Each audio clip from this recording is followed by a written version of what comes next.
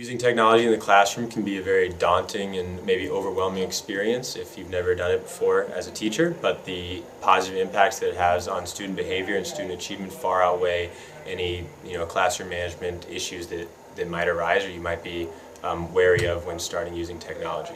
My first and main piece of advice that I would recommend for new teachers using technology for the first time is to have very clear classroom expectations and consequences for students using technology. So that can range from when students walk into the classroom, if they're using the iPods or not using the iPods in class, what does that look like? What does that sound like? If students are finished early, what does that look like? What does that sound like? If iPods need to be charged, what does that look like? What does it sound like? And then as a teacher, being very clear in handling and maintaining those high expectations with all of your students.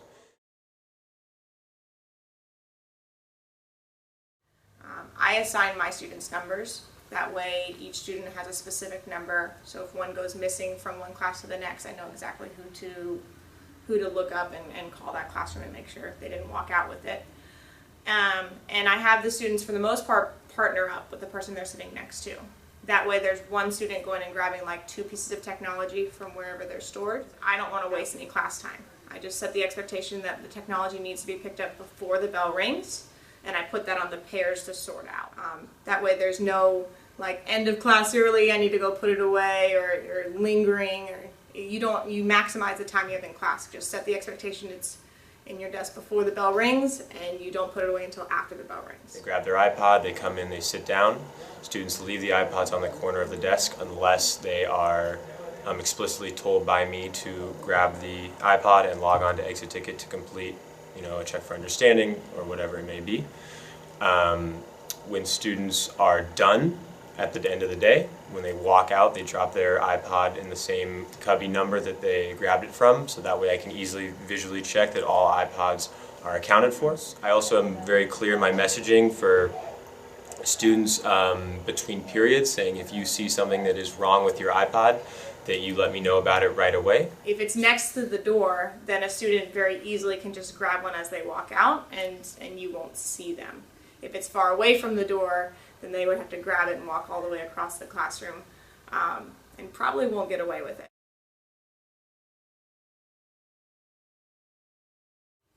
With Chromebooks, they're a little bit larger, so when they're not being used, I would have the students actually put them in their backpack or underneath on the baskets in their desk, but I personally prefer having them put them in the backpack.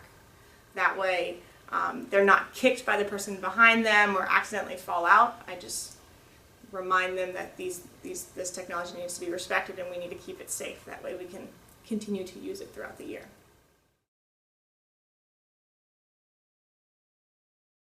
With iPods, or internet-capable devices, students can surf the web, they can check their email, they can text, they can do a variety of things that you don't really want them to do in the classroom.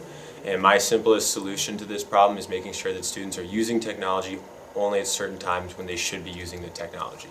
So when students come in, they grab their iPod and they leave it face down on the corner of their desk, and they only ever grab or use the iPod when I explicitly tell them, okay, log on to Exit Ticket, we're going to complete a 5-question ticket under the content that we just covered recently. Using the teacher view or the classroom view, you can see when students have clicked in and when they haven't.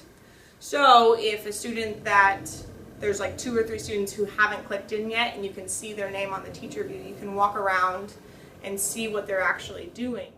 They know that you know when they haven't answered, which means that during those times when they're supposed to be answering, you are going to hold them accountable for answering that question.